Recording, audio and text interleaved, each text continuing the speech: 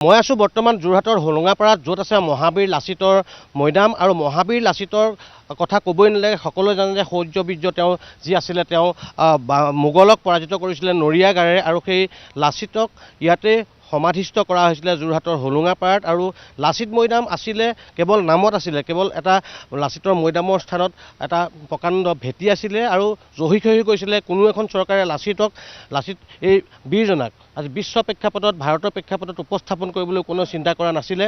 আৰু বিজেপি নেতৃত্বাধীন চৰকাৰখন অহাৰ পাছত মহাবীৰ লাচিতক সমগ্ৰ বিশ্বতে উপস্থাপন কৰিবলৈ, দেশতে উপস্থাপন কৰিবলৈ চিন্তা কৰিলে, যাৰ বাবে গ্ৰহণ কৰা হৈছিলে ইয়াত এটা অভিলাষী প্ৰকল্প গ্ৰহণ কৰা হৈছিলে, য'ত লাচিত মৈদাম আছিলে। আৰু ইয়াতে লাচিত মৈদামৰ সমীপতে বিশাল লাচিতৰ প্ৰতিমূৰ্তি নিৰ্মাণ কৰি উলিওৱা হৈছিলে, যিটো প্ৰধানমন্ত্ৰী নৰেন্দ্ৰ মোদীয়ে ইতিমধ্যে এই বিশাল প্ৰতিমূৰ্তিৰ উদ্বোধন কৰিছিলে। আৰু তাৰ পাছতে এই সমগ্ৰ প্ৰকল্পটোত সামৰি লোৱা হৈছিলে এটা অত্যাধুনিক যাদুঘৰ আছিলে, ইয়াতে প্ৰেক্ষাগৃহ আছে, ইয়াতে আহোম যুগৰ যিখিনি বিভিন্ন সা সামগ্ৰী, বয় বস্তু যিখিনি ইয়াতে সংৰক্ষণ কৰিব পৰা ব্যৱস্থা কৰা হৈছে। 3টাকৈ টাই আৰ্হিৰ অত্যাধুনিক ইয়াতে গৃহ নিৰ্মাণ কৰা হৈছে, টাই আৰ্হি নিৰ্মাণ কৰা হৈছে সকলোখিনি, যিহেতু টাই আহোমৰ পৰম্পৰা ইয়াতে সকলোখিনি উপস্থাপন কৰিবলৈ বিচৰা হৈছে। সন্মুখত থাকিব বিশাল পাৰ্ক, কেইবাখনো বিশাল পাৰ্ক আছে, য'ত ইয়াতে শিশু বা লোক ইয়ালৈ আহিলে মানে তেওঁলোকে খেলিব পাৰিব, সকলো ব্যৱস্থা কৰা হৈছে। আৰু এই প্ৰকল্প অহা 11 মাৰ্চত সম্পূৰ্ণ প্ৰকল্প মুখ্যমন্ত্ৰী ডক্টৰ হিমন্ত বিশ্ব শৰ্মাই ৰাইজৰ বাবে মুকলি কৰিব। এতিয়া দিনে নিশাই কাম চলি আছে, দেখা গৈছে যে ফুলনি ইয়াতে বিভিন্ন পাৰ্কৰ ফুলনি ফুল লগোৱা বা বিভিন্ন লগোৱা কাম চলি আছে, ভিতৰত কাম চলি আছে। আৰু এই তিনিটা যি সংগ্ৰহালয় আছে, ইয়াৰ ভিতৰত ভিডিঅ' কৰিবলৈ তেওঁলোকৰ দিয়া ব্যৱস্থা নাই, কেমেৰা ইয়াতে অনুমতি নাই। কিন্তু আমি ভিতৰত চাই দেখিলোঁ যে অতি অত্যাধুনিক যি অডিঅ' ভিজুৱেলৰ জৰিয়তে এই মিউজিয়ামৰ ভিতৰত দেখুওৱা গৈছিলে যে আহোমসকল কেনেধৰণে অসমলৈ আহিছিলে, আহোমৰ ছশবছৰীয়া ৰাজত্বৰ যি ইয়াতে উপস্থাপন কৰা হৈছে অডিঅ' ভিজুৱেলৰ জৰিয়তে। একেধৰণে শৰাইঘাটৰ ৰণক উপস্থাপন কৰা হৈছে। ইয়াতে দৰ্শনাৰ্থী আহিলে তেওঁলোকে সন্মুখত দেখি থাকিব যি অডিঅ' ভিজুৱেল, তেওঁলোকৰ কাণত হেডফোন দিয়া হ'ব, তেওঁলোকে শুনি থাকিব আৰু সন্মুখত দেখি থাকিব যে জীৱন্ত ৰূপত দেখি থাকিব শৰাইঘাটৰ ৰণকে ধৰি আহোম ৰাজত্বকালৰ বিভিন্ন ধৰণৰ বৰ্ণিল অধ্যায় তেওঁলোকে দেখিব। আৰু অহা 11 মাৰ্চত মুখ্যমন্ত্ৰী ডক্টৰ হিমন্ত বিশ্ব শৰ্মাই ৰাইজৰ বাবে এই প্ৰকল্পটো উদ্বোধন কৰিব। আৰু এই প্ৰকল্পটো পৰ্যটকৰো অন্যতম আকৰ্ষণৰ কেন্দ্ৰ, লগতে মহাবীৰ লাচিতক বিশ্ব প্ৰেক্ষাপটত, দেশৰ প্ৰেক্ষাপটত উপস্থাপন কৰিবলৈ এয়া চৰকাৰখনৰ এক প্ৰয়াস। মই স্থানীয় যুৱক আছে, মই তেওঁলোকৰ পৰা জানিম। মহাবীৰ লাচিতৰ কথা ক'বই নালাগে, কিন্তু তেওঁ আবদ্ধ আছিলে কেৱল অসমৰ মাজতে। আৰু আজি এইখন চৰকাৰে সমগ্ৰ দেশত, সমগ্ৰ বিশ্বত লাচিতক উপস্থাপন কৰিবলৈ এই যি অভিলাষী প্ৰকল্প গ্ৰহণ কৰিলে, অহা 11 মাৰ্চত মুখ্যমন্ত্ৰীয়ে ৰাইজৰ বাবে এই প্ৰকল্পটো মুকলি কৰিব। ইয়াত কি থাকিব আৰু কি দেখিছে? পোনপ্ৰথমে মই অসমৰ মুখ্যমন্ত্ৰী হিমন্ত বিশ্ব শৰ্মা ডাঙৰীয়াক আমি ধন্যবাদ জ্ঞাপনটো তেওঁলোকে বহুত কম হয় আমাৰ হোলোঙাপাৰবাসী হিচাপে। তেওঁ আমাৰ গাঁওখনত এইটো এনেকুৱা এটা মেগা প্ৰকল্প, যি লাচিত বৰফুকন স্মাৰক আৰু সাংস্কৃতিক প্ৰকল্প ইয়াৰ নাম দিয়া হৈছে। আৰু ইয়াত দেখিছে আপোনালোকে যিটো ষ্ট্ৰেছো, এইটো 2024 চনৰ 9 মাৰ্চৰ দিনাখনি নৰেন্দ্ৰ মোদী ডাঙৰীয়াই আমাৰ উদ্বোধন কৰি গৈছে।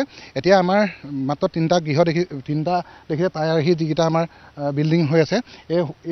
এইফালে এইটো যিটো আছে, এইটো যে লাচিত গেলেৰী, লাচিত বৰফুকনক একদম তেওঁৰ সৰুৰ পৰা তেওঁ কেনেকৈ অস্ত্ৰবিদ্যা কৰাৰ পৰা তেওঁ সেনাপতি হোৱালৈকে তেওঁ কেনেধৰণে চক্ৰধ্বজ সিংহই তেওঁক পঠাইছিলে, তাত যুদ্ধ হৈছিলে, যুদ্ধত জিকি প্ৰত্যেকটো মুহূৰ্ত ইয়াত অডিঅ' ভিজুৱেল দেখুওৱা হ'ব, হেডফোন হ'ব, মুখত গ্লাছ থাকিব, প্ৰত্যেকটো চাব। আজিৰ মীৰ জুমলাৰ লগত কেনেকৈ যুদ্ধ কৰিছিলে। বিভিন্ন জেগাত মিউজিয়াম দেখিছে, আপুনি কৈছে দিল্লীটো মানে ঘূৰিছে, এনেকুৱা অত্যাধুনিক মিউজিয়াম অসমত আছেনে?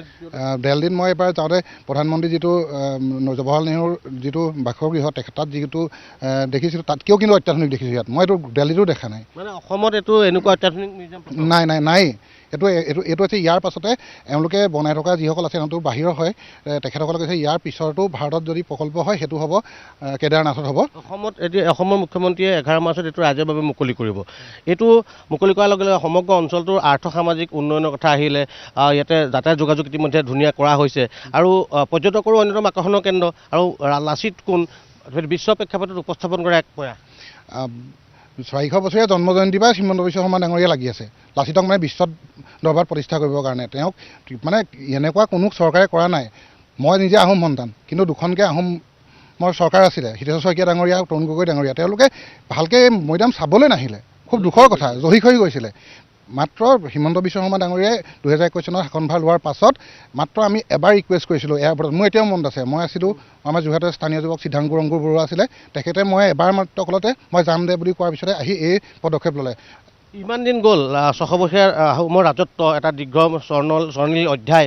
তাৰ পাছত লাচিত বৰফুকনে মোগলক পৰাজিত কৰিলে। পৰাজিত কৰাৰ পিছত লাচিত মৈদামত হোলোঙাপাৰাত মাত্ৰ অস্তিত্ব ৰক্ষা কৰি যেনে এটা ভেটি আছিলে। তাৰপিছত এই মেগা প্ৰকল্প যিটো 11 মাৰ্চত মুখ্যমন্ত্ৰীয়ে মুকলি কৰিব ৰাজ্যৰ বাবে। হয় হয়, মই যিহেতু এইটো ৱাৰ্ডৰে বাসিন্দা, গতিকে বহুত গৌৰৱান্বিত যে পূৰ্বতে আমাৰ আইচেং ডাঙৰীয়াই কৈ গৈছে যে দুখন আহোম সাম্ৰাজ্য থকা বা আহোমৰ ভেটি থকা মুখ্যমন্ত্ৰী থকা চৰকাৰ থকা স্বত্তেও ইয়াত কিন্তু তেওঁলোকে মাহিয়াই দৃষ্টিয়ে চালে। কিন্তু এইটো আমাৰ কাৰণে আটাইতকৈ গৌৰৱৰ কথা। আৰু আপুনি যিহেতু কৈছে আৰ্থসামাজিক দিশৰ ক্ষেত্ৰতো ইয়াত বহুত আগবাঢ়ি যাব স্থানীয় লোকসকল, যিহেতু ইয়াত ৰিজৰ্ট বা তেনেকুৱা ধৰণৰ ব্যৱসায়ৰ কাৰণেও যথেষ্ট। বাহিৰৰ পৰা অহা মানুহে জানিব যে আমি যেনেকৈ চিলাৰায়ৰ কথা জানো বা আমি বাহিৰৰ বীৰসকলৰ কথা জানো, কিন্তু লাচিতৰ কথা আমাৰ ভাৰতবৰ্ষতে বিভিন্ন জেগাত নাজানে। এতিয়া কিন্তু চৰকাৰে পাঠ্যক্ৰম কৰিছে সমগ্ৰ দেশতে। হয় হয়, এতিয়া পাঠ্যক্ৰম কৰিছে। সেইটো এতিয়া যে মোগলৰ বিৰুদ্ধে বৰ্ণিল ইতিহাস জড়িত হৈ থকা যি আহোম সাম্ৰাজ্য, সেই আহোম সাম্ৰাজ্যৰ যি লাচিত বৰফুকন সেনানী, সেই সেনানীৰ বিষয়ে সমগ্ৰ বিশ্বই জানিব এই প্ৰয়াসৰ যোগেদি। হয়, লাচিত বৰফুকন কেৱল আমাৰ অসমৰ পাঠ্যপুথিৰ মাজত আবদ্ধ হৈ আছিলে। এতিয়া সমগ্ৰ দেশতে দেশৰ পাঠ্যক্ৰমত লাচিত বৰফুকনৰ যি বীৰত্ব, সেই বীৰত্ব প্ৰকাশ কৰা হৈছে। লাচিত বৰফুকনৰ এই যি মৈদাম, বিশাল মৈদাম প্ৰকল্পস্থলী, এই প্ৰকল্পস্থলীলৈ বিভিন্ন ইয়ালৈ যিহেতু পৰ্যটক আহে, অসমলৈ কাজিৰঙা চাবলৈ আহে, মাজুলী চাবলৈ আহে, শিৱসাগৰ চাবলৈ আহে। এতিয়া যোৰহাটৰ পৰা শিৱসাগৰলৈ যোৱাৰ পথত এই ৰাষ্ট্ৰীয় ঘাইপথৰ কাষতে যি প্ৰকল্প ইতিমধ্যে কৰা হৈছে, নিতান্তই বাহিৰৰ পৰা অহা পৰ্যটকসকলৰ কাৰণেও, দেশীয় পৰ্যটকসকলৰ কাৰণেও এয়া হৈ পৰিব পৰ্যটকৰ অন্যতম এক আকৰ্ষণৰ স্থলী।